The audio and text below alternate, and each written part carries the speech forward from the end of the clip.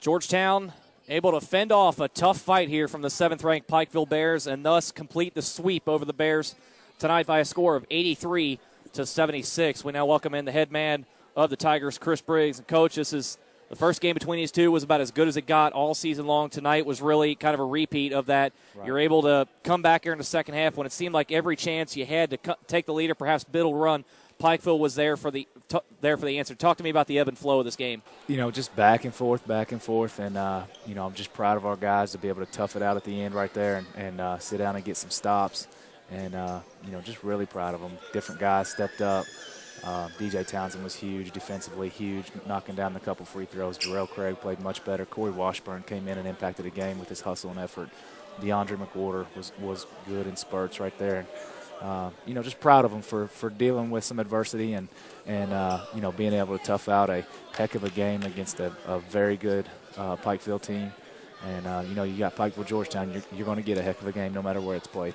You mentioned Jarrell Craig. We've seen him in the last couple of weeks really struggling to find his game and at times really forcing things on the offensive end. Tonight he goes out in the first half, pours in 15 points, finishes with 19 points for the game. What did you see from him, and is there anything in particular you saw that was the reason why he was able to get it going again? I just saw him relaxing, playing basketball, and taking what they give you. We talk a lot about take what they give you. You got to be able to make reads to how they're playing you, what they do, how they play the ball screen, this and that, and he knows his options. He knows what to be looking for, and that's what he did tonight. He took what they gave him. They gave him the lanes. He drove.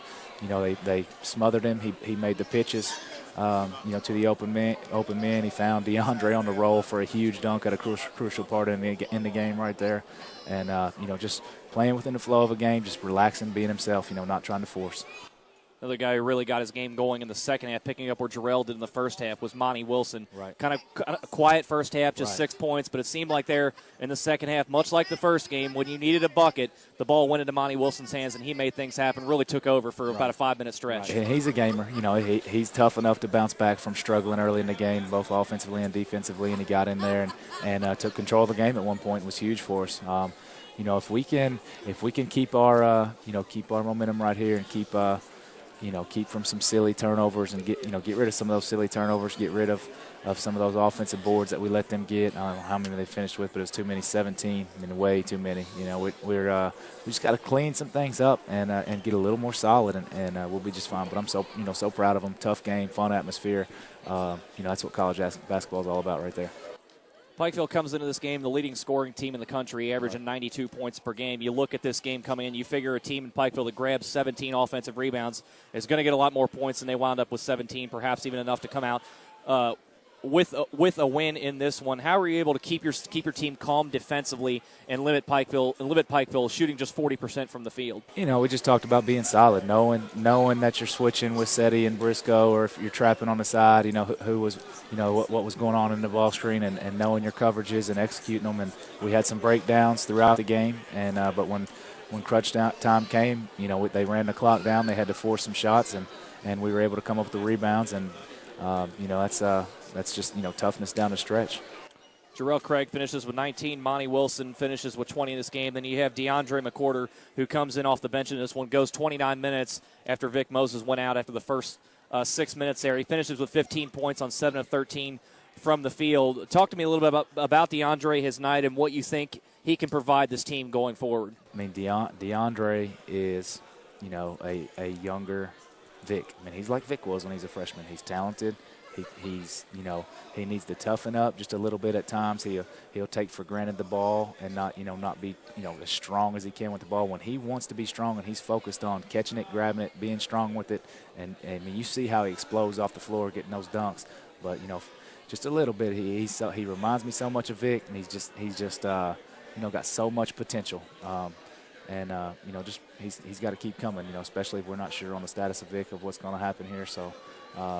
He's just got to keep coming, keep growing, keep getting better, and he's just turning from boy to man, in front of our eyes, and we need man on the court. He can be boy off the court. Let's be man on the court. You finished this game again like the first game. You had a tremendous disparity at the foul line. between yourselves and Pikeville. You finished this game 26 of 34 at the foul line. Missed 8, but a lot of those were early in this game.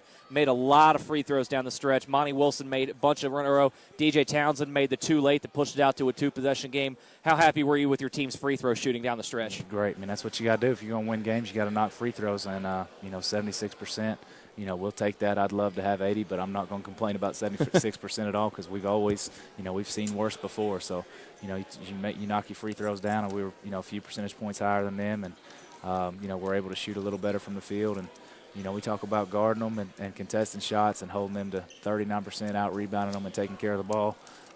We didn't take care of the ball like we should. We need to cut those turnovers down and cut those offensive boards down. But we still won the boards overall. But, like I said, just cut out some turnovers, cut out some of those offensive boards, and, keep working every day to get better and keep having fun. I think the guys are having fun. I mean, it's a fun win, fun atmosphere.